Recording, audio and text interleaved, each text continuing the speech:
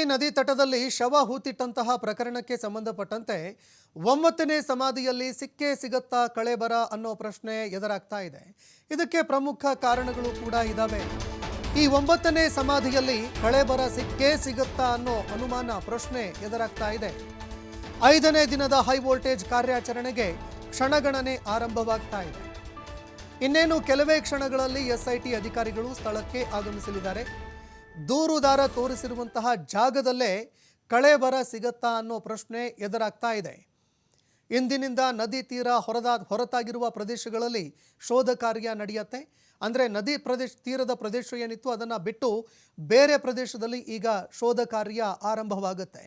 ಹೆದ್ದಾರಿ ಪಕ್ಕದಲ್ಲೇ ಇರುವಂತಹ 4 ಪಾಯಿಂಟ್ಗಳಲ್ಲಿ ಬಹಳಷ್ಟು ವಿಶ್ವಾಸದಿಂದ ಇಲ್ಲಿ ಶವ ಇದೆ ಅನ್ನುವಂತಹ ಮಾತುಗಳನ್ನು ಹೇಳಲಾಗ್ತಾ ಇದೆ. ಇನ್ನು ಅದೇ ರೀತಿಯಾಗಿ ಅನಾಮಿಕ ವ್ಯಕ್ತಿಯು ಕೂಡ ಬಹಳಷ್ಟು ವಿಶ್ವಾಸದಿಂದ ಕಾನ್ಫಿಡೆನ್ಸಿಂದ ಶವ ಹೂತ ಜಾಗಗಳನ್ನು ತೋರಿಸಿದ್ದ. ಇವತ್ತು ಈ ಪಾಯಿಂಟ್ ನಂಬರ್ 9, 10, 11, 12, 13ರಲ್ಲಿ ಶೋಧ ಕಾರ್ಯ ನಡೆಯುತ್ತೆ. 9, 10ರಲ್ಲಿ ಇನ್ನೇನು ಕೆಲವೇ ಕ್ಷಣಗಳಲ್ಲಿ ಆರಂಭವಾಗುತ್ತೆ ಶೋಧ ಕಾರ್ಯ. ಅಲ್ಲಿ ಒಂದು ವೇಳೆ ಕಳೇಬರ ಸಿಕ್ಕಿದ್ದೇ ಆದರೆ, ಅಸ್ಥಿಪಂಜರಗಳು ಸಿಕ್ಕಿದ್ದೇ ಆದರೆ, ಆ ಸಂದರ್ಭದಲ್ಲಿ ಅದೇ ಜಾಗದಲ್ಲಿ ಸರಿಸುಮಾರು 5 ಗಂಟೆಗಳವರೆಗೆ ಒಂದೇ ಒಂದು ಪಾಯಿಂಟ್ಗೆ 5 ಗಂಟೆ ಬೇಕಾಗುತ್ತೆ. ಅಂದರೆ ಕಳೇಬರವನ್ನು ರಿಟ್ರೀವ್ ಮಾಡಿ ಅದನ್ನು ಪ್ರಯೋಗಾಲಯಕ್ಕೆ ಕಳಿಸುವ ಹೊತ್ತಿಗೆ ಸರಿಸುಮಾರು 5 ಗಂಟೆಗಳು ಬೇಕಾಗುತ್ತೆ. ಹೀಗಾಗಿ ಒಂದು ವೇಳೆ ಇಲ್ಲಿ ಶವ ಸಿಕ್ಕಿದ್ದೇ ಆದರೆ ಮುಂದಿನ ಒಂದು ಪಾಯಿಂಟ್ಗಳಲ್ಲಿ ಶೋಧ ಕಾರ್ಯ ವಿಳಂಬ ಆಗತ್ತೆ. ಹೀಗಾಗಿ ಇವತ್ತು ಈ ಒಂದು ಪಾಯಿಂಟ್ಗಳಲ್ಲಿ ತಲೆಬುರುಡೆ, ಅಸ್ಥಿಪಂಜರ ಸಿಕ್ಕಿದ್ದೇ ಆದರೆ ಇಡೀ ಪ್ರಕರಣದ ದಿಕ್ಕೇ ಬದಲಾಗುತ್ತೆ. ಅವಶೇಷ ಸಿಗದೆ ಹೋದರೆ ದೂರುದಾರನಿಗೂ ಕೂಡ ಸಂಕಷ್ಟ ಎದುರಾಗುತ್ತೆ. ಹೀಗಾಗಿ ಈ ಒಂದು ಪ್ರಕರಣ ಏನಿದೆ ಇದು ಸಾಕಷ್ಟು ಒಂದು ಮಹತ್ವವನ್ನು ಪಡೆದುಕೊಳ್ಳುವಂತಹ ಸಾಧ್ಯತೆ ಇದೆ ಇವತ್ತು. ಇನ್ನು ಇದೇ ವಿಚಾರಕ್ಕೆ ಸಂಬಂಧಪಟ್ಟಂತೆ ನಮ್ಮ ಪ್ರತಿನಿಧಿ ಆದಿತ್ಯ ಒಂದು ಪ್ರತ್ಯಕ್ಷ ವರದಿ ಕಳಿಸಿದ್ದಾರೆ ನೋಡಿ. ನೇತ್ರಾವತಿ ದಡದಲ್ಲಿ ನೂರಾರು ಶವಗಳನ್ನ ಹೂತಿಟ್ಟಂತ ಪ್ರಕರಣ ಇವತ್ತು ರಣರೋಚಕ ಕಾರ್ಯಾಚರಣೆಗೆ ಸಾಕ್ಷಿಯಾಗಲಿದೆ. ನಿನ್ನೆವರೆಗೂ ಕೂಡ 1ರಿಂದ 8ರವರೆಗೆ ಒಂದು ಲೆಕ್ಕ ಆದರೆ ಇವತ್ತಿನಿಂದ ಪಾಯಿಂಟ್ ನಂಬರ್ 9ರಿಂದ 13ರವರೆಗೆ ಬೇರೆಯೇ ಲೆಕ್ಕ. ನಾನೀಗ ಆ ಸ್ಪಾಟ್ನಲ್ಲಿದ್ದೇನೆ. 9ನೇ ನಂಬರ್ ಸ್ಪಾಟ್. ಈ ಸಮಾಧಿಯ ಮೇಲೆ ಇಡೀ ದೇಶದ ಕಣ್ಣು ಇವತ್ತು ಇದೆ. ಯಾಕಂದ್ರೆ ಇದರ ಪಕ್ಕ ಯಾವುದೇ ನದಿ ಹರಿಯೋದಿಲ್ಲ. ಇಲ್ಲಿ ಯಾವುದೇ ಪ್ರಾಕೃತಿಕ ವಿಕೋಪಕ್ಕೆ ಈ ಜಾಗ ತುತ್ತಾಗಿರೋ ಸಾಧ್ಯತೆ ಇಲ್ಲ. ಮತ್ತು ಅನಾಮಿಕ ವ್ಯಕ್ತಿ ಕೂಡ ಈ ಜಾಗದ ಬಗ್ಗೆ ಸಾಕಷ್ಟು ನಿರೀಕ್ಷೆಯನ್ನ ಇಟ್ಕೊಂಡಿದ್ದಾನೆ. ಆತ ಮಾರ್ಕ್ ಮಾಡುವಂತ ಸಂದರ್ಭದಲ್ಲೂ ಕೂಡ ಬಹಳ ಕಾನ್ಫಿಡೆಂಟ್ ಆಗಿ ಈ ಜಾಗವನ್ನ ಮಾರ್ಕ್ ಮಾಡಿದ್ದ. ಏನೋ ಒಂದು ಗುರುತನ್ನ ಆತ ಇಲ್ಲಿ ಇಟ್ಟಿದ್ದ. ಅದು ಇಲ್ಲಿರುವಂತಹ ಮರಗಳಾಗಿರ್ಬೋದು, ಅದರ ರೆಂಬೆ ಕೊಂಬೆಗಳಾಗಿರ್ಬೋದು, ಏನ್ ಬೇಕಾದ್ರೂ ಆಗಿರ್ಬೋದು. ಆದ್ರೆ ಈ ಸ್ಪಾಟ್ ಮೇಲೆ ಇವತ್ತು ಎಲ್ಲರ ಕಣ್ಣಿದೆ. ಇದೇ ಕಾರಣಕ್ಕೋಸ್ಕರ ಇವತ್ತು SIT ಅಧಿಕಾರಿಗಳು ಕೂಡ ಈ ಜಾಗ ಅಂದ್ರೆ spot number 9, spot number 10, spot number 11, spot number 12 ಏನು ಹೆದ್ದಾರಿಯ ಬದಿಯಲ್ಲಿದೆ. ಇವತ್ತು ಕಾರ್ಯಾಚರಣೆ ನಡೆಯುವಂತ ಸಂದರ್ಭ ಸಾರ್ವಜನಿಕರಿಗೂ ಕೂಡ ನಿರ್ಬಂಧವನ್ನ ಹೇರಿದೆ, ಮಾಧ್ಯಮಗಳಿಗೂ ಕೂಡ ನಿರ್ಬಂಧವನ್ನ ಹೇರಿದೆ. ಇಲ್ಲಿ ಕಾರ್ಯಾಚರಣೆ ಆರಂಭವಾದ ಬಳಿಕ 100 ಮೀಟರ್ ವ್ಯಾಪ್ತಿಯಲ್ಲಿ ಯಾರು ಕೂಡ ಇಲ್ಲಿ ನಿಲ್ಲೋದಿಕ್ಕಿಲ್ಲ, ಓಡಾಟವನ್ನ ಮಾಡೋದಿಕ್ಕಿಲ್ಲ. ಯಾಕಂದ್ರೆ ಬಹಳ ಒಂದು ಗಂಭೀರವಾದಂತ ಕಾರ್ಯಾಚರಣೆ ಇವತ್ತು ನಡೆಯುತ್ತೆ. ಯಾಕಂದ್ರೆ ಸ್ಪಾಟ್ ನಂಬರ್ 1, ಸ್ಪಾಟ್ ನಂಬರ್ 2 ನಲ್ಲಿ ಏನು ಸಿಗದಂತ ಸಂದರ್ಭ, ಸ್ಪಾಟ್ ನಂಬರ್ 8 ವರೆಗೂ ಕೂಡ ಇದೇ ಪರಿಸ್ಥಿತಿ ಇರಬಹುದು ಮಾಹಿತಿ.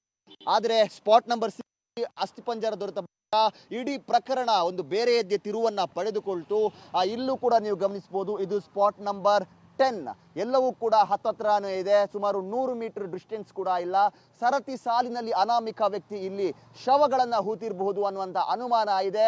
ಮತ್ತು ಇಲ್ಲಿ ಸುಮಾರು 4 ಅಡಿಗೆ ಹೋದಂತ ಸಂದರ್ಭನೇ ಸತ್ಯ ಹೊರಬರುವಂತ ಸಾಧ್ಯತೆ ಇದೆ. ಯಾಕಂದ್ರೆ ಇಲ್ಲಿ ಯಾವುದೇ ರೀತಿಯ ಪ್ರಾಕೃತಿಕ ಬದಲಾವಣೆಗಳು ಆಗಿಲ್ಲ ಅನ್ನುವಂಥದ್ದು ಇಲ್ಲಿರುವ ಸಾರ್ವಜನಿಕರ ಒಂದು ಮಾಹಿತಿಯಾಗಿದೆ. ಮತ್ತು ಅನಾಮಿಕ ವ್ಯಕ್ತಿ ಮಾತ್ರ ಅಲ್ಲ, SIT ಅಧಿಕಾರಿಗಳು ಕೂಡ ಇದರ ಬಗ್ಗೆ ಸಾಕಷ್ಟು ನಿರೀಕ್ಷೆಯನ್ನ ಇಟ್ಕೊಂಡಿದ್ದಾರೆ.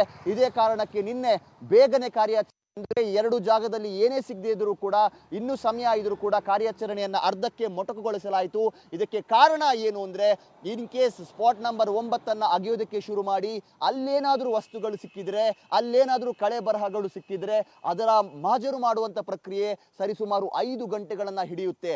ಇದೇ ಕಾರಣಕ್ಕೆ ರಿಸ್ಕ್ ಬೇಡ, ಕತ್ತಲಾಗುತ್ತೆ ಅನ್ನೋ ಕಾರಣಕ್ಕೆ ನಿನ್ನೆ ಕಾರ್ಯಾಚರಣೆ ಬೇಗನೆ ಮುಗಿದ್ರು ಕೂಡ ಖಾಲಿ 8ಕ್ಕೆ ಮಾತ್ರ ಅದನ್ನ ಸೀಮಿತ ಮಾಡ್ತಾರೆ.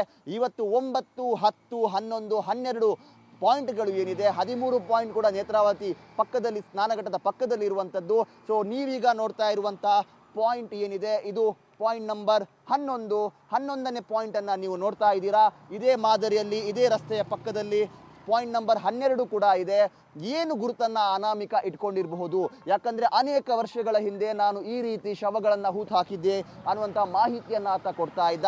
ಹಾಗಾದ್ರೆ ಇಷ್ಟು ನಿಖರವಾಗಿ ಇಷ್ಟು ಸ್ಪಷ್ಟವಾಗಿ ಈ ಜಾಗದಲ್ಲಿ ನಾನು ಹೆಣಗಳನ್ನ ಹೂತು ಹಾಕಿದ್ದೀನಿ ಅನ್ನೋದಕ್ಕೆ ಆತನ ಆ ಗುರುತುಗಳು ಏನಾಗಿರ್ಬೋದು, ಆತನ ಒಂದು ನೆನಪಿಗೆ ಪೂರಕವಾದಂಥ ಆ ಅಂಶ ಏನು ಅನ್ನುವಂಥದ್ದೇ ಎಲ್ಲರಲ್ಲೂ ಕಾಡ್ತಾ ಇರುವಂಥ ಪ್ರಶ್ನೆ.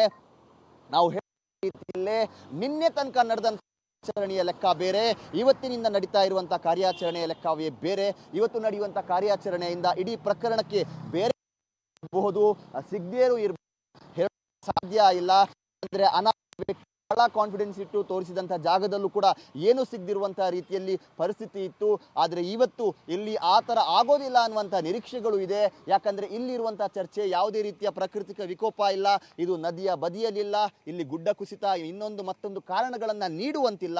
ಹಾಗಾಗಿ ಇವತ್ತಿನ ಪರೀಕ್ಷೆಯಲ್ಲಿ ಅನಾಮಿಕ ಪಾಸ್ ಆಗ್ತಾನ, ಅನಾಮಿಕನ ಮೇಲೆ ಏನು ಒಂದು ಜನ ವಿಶ್ವಾಸವನ್ನ ಇಟ್ಟುಕೊಂಡಿದ್ದಾರೋ ಅದಕ್ಕೆ ಪೂರಕವಾಗಿ ನಡೆಯುವಂಥ ಬೆಳವಣಿಗೆ ಇವತ್ತಿನ ಕಾರ್ಯಾಚರಣೆಯ ಮೇಲೆ ಅದು ನಿಂತಿರುವಂಥದ್ದು.